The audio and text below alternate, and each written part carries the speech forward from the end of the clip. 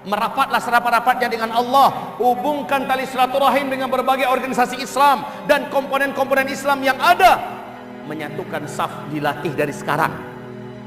Kecilkan perbedaan-perbedaan yang ada, besarkan persamaan yang ada, karena ke depan kita wajib bahu-membahu dalam menegakkan Islam, dalam menyelamatkan negeri, bangsa dan keluarga kaum muslimin kita. Baik, kita lanjut. Sungai Efrat. Di mana letak Sungai Efrat? Sungai Efrat salah satu di antara 3 sungai terbesar di Timur Tengah. Sungai terbesar di Timur Tengah itu yang pertama Nil, Sungai Nil. Yang kedua Efrat, yang ketiga Tigris. Sungai Efrat ini kepalanya atau ulunya adalah di Turki, Pak. Ya, di Turki. Lehernya di Syria, bodinya di Irak, ekornya atau ujungnya adalah di Iran. Masya Allah. 4 negara ya Pak ya. Turki, Syria, Irak dan Iran. Sungai Efrat ini luas dan dalam. Tapi sekarang kaum muslimin, dengarkan hadis Nabi tadi, Sungai Efrat tidak akan terjadi kiamat sampai mengeringnya Sungai Efrat.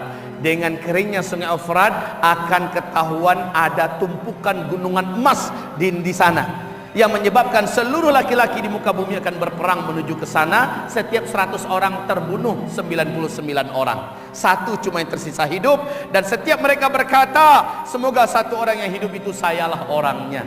Di hadis yang lain Nabi berharap umatnya tidak terlibat dalam peperangan demi memperebutkan emas itu. Awas ini kaum muslimin. Bapak masih ingat dengan nama seorang tokoh berikut ini, yaitu George Walker Bush. Masih ingat nggak dengan nama makhluk ini? Masih ya? George Bush, Presiden Amerika Serikat sebelum digantikan oleh Barack Obama. Di depan Gedung Putih berapi-api ceramah, Pak. Pidato dia. Pidatonya ini masih ada di YouTube sampai sekarang. Apa katanya? Satelit kita telah menangkap potensi emas yang sangat besar di Irak. Allahu Akbar. Lihat apa yang dikatakan Nabi Muhammad. Di Irak ada potensi emas yang sangat besar. Itu baru ketahuan ketika Sungai Efrat mulai mengering. Ketika sudah benar-benar kering, maka akan jelaslah di situ ada gunungan emas. Saat ini gunungan emas itu masih di bawah tanah, Pak. Karena gempa, karena akibat-akibat tertentu dia akan muncul. Ibarat kutil muncul di tubuh kita, ya, dia akan muncul. Saat itu perang terjadi. Sementara kita tahu 2017 kemungkinan, wallahu a'lam, semoga tidak terjadi gempa-gempa besar, ya. Nah, gempa-gempa inilah yang akan menghilangkan yang di atas, memunculkan yang di bawah. Oke, masih ingat? Nah, kaum muslimin yang kami muliakan, mari kita dengarkan lanjutan perkataan George Walker Bush atau George Bush ini. Istimewa ya. Pakai makan. Ustadz ngomong di atas nggak sempat makan. Ini namanya terlalu. Oh, Rasulullah dengan para sahabat dari habis subuh Pak sampai maghrib nggak ada yang makan, nggak ada yang minum. Ini baru duduk sebentar udah dikasih makan minum. Maaf ini secara adab kena loh kita, Pak. Ya, kita mendengarkan majelis ilmu sambil makan-makan. Kalau para sahabat itu ya, kayak patung, sehingga kata para sahabat, kalau ada burung hinggap, maka burung itu tidak pergi kecuali dia pergi sendiri. Saking tenangnya para sahabat. Hah? Ini adab dalam majelis ilmu.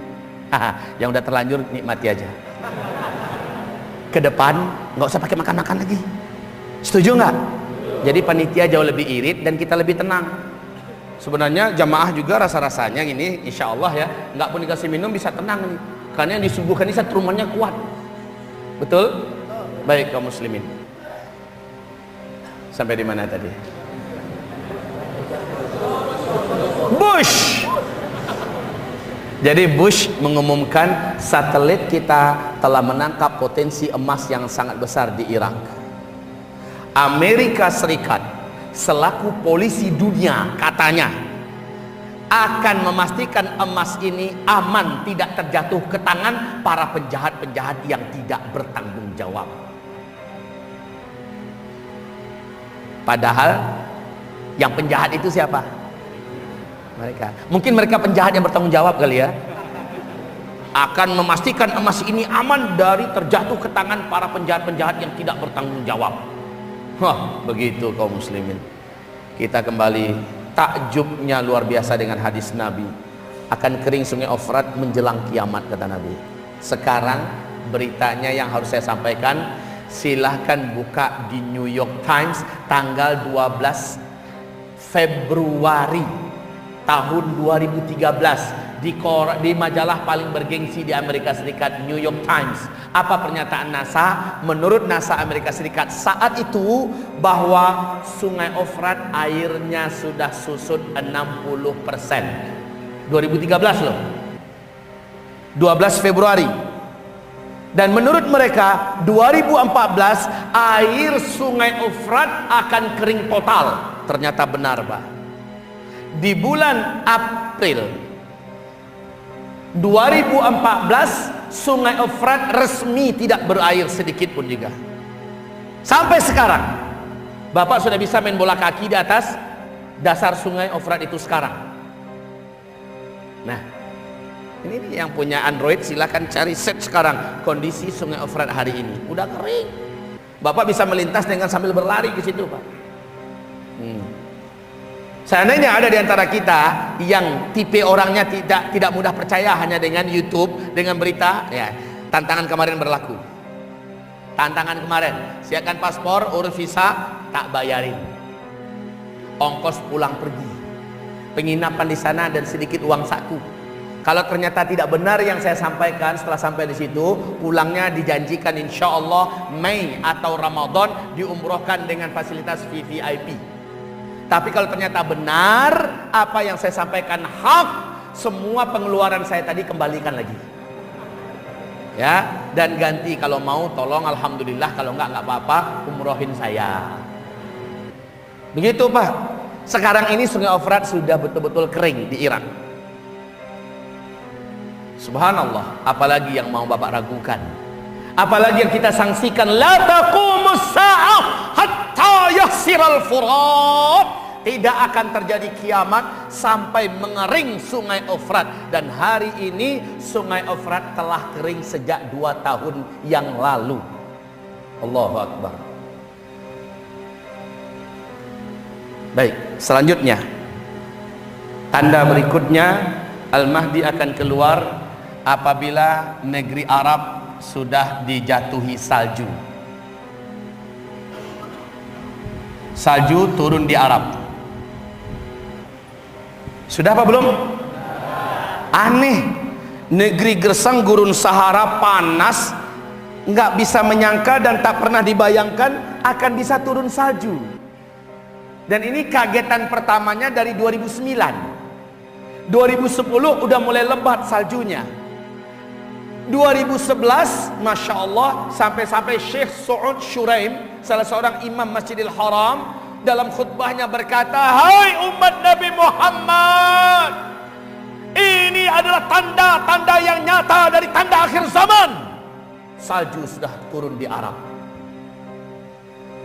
Dan sekarang setiap tahun, Pak, salju tebal turun di Arab. Mulai dari Tabuk terus sampai ke Syria, sampai ke Palestina. Sekarang ini Masya Allah, Mesir pun sudah diselimuti oleh salju. Masya Allah, Allahu Akbar. Ini pertanda yang nyata bahwa kita sedang di akhir zaman.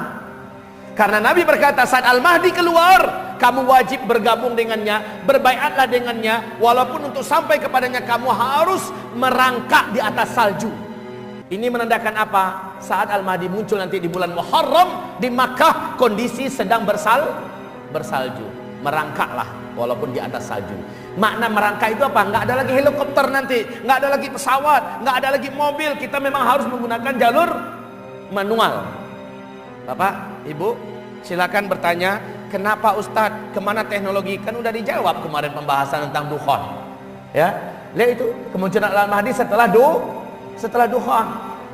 Pasca dukhon. Dukhon itu munculnya dari mana? Terjadi akibat ledakan hantaman meteor.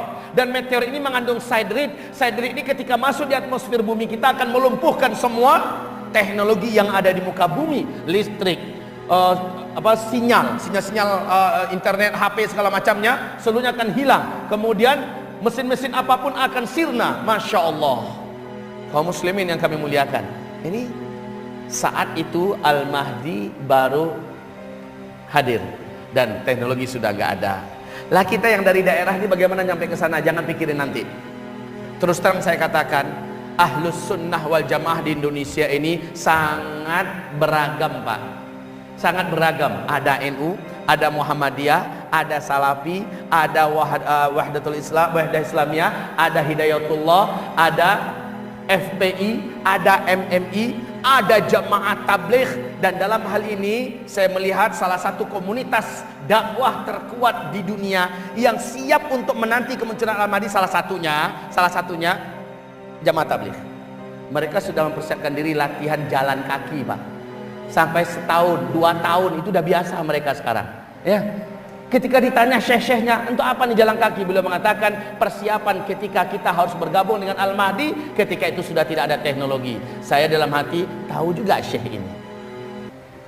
Baik kaum muslimin yang kami muliakan, lah kita yang lain-lain mempunyai banyak keragaman di Indonesia ini. Apalagi seluruh kita adalah Ahlus Sunnah wal Jamaah, seluruh kita adalah bersaudara. Siapapun namanya, kelompok apapun namanya, Ahlus Sunnah wal Jamaah. Jangan mau dibelah-belah, jangan mau diadu domba sesama kita. Sekali lagi saya katakan, umat Islam satu kesatuan yang utuh, ibarat satu tubuh. Ada yang fungsinya tangan kanan, ada yang fungsinya tangan kiri, ada yang fungsinya kaki kanan, ada yang fungsinya kaki kiri. Namanya aja udah beda-beda, Pak. Ada yang fungsinya kepala, di kepala pun ada yang sebagai mata, ada yang sebagai telinga, ada yang di dalam yang nggak nampak tulang, pada dia paling menentukan. Dan ini dalam setiap ormas-ormas Islam mirip seperti itu.